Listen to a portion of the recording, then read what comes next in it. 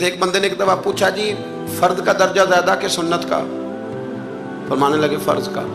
तो कहने लगे फिर सीधा मुंह धोया करें। आप वुजू में पहले हाथ धोते हैं, फिर कुल्ली करते हैं, फिर नाक में पानी डालते हैं। तो मुंह, फर्ज तो मुंह धोना है पहले, हाथ धोना भी वुजू में सुन्नत है, नाक में पानी डालना भी सुन्नत है, कुल्ली करना भी।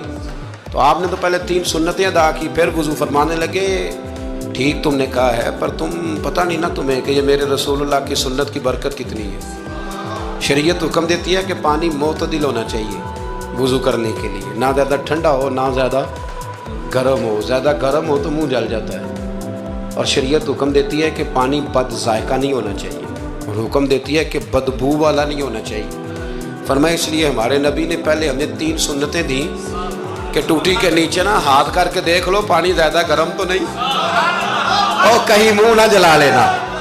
और फिर हमारे नबी ने हमें सुन्नत दे के बताया कि मुंह में डाल के देख लो बद जायका तो नहीं। फिर का नाक में डाल के देख लो कि इससे बू तो नहीं आती।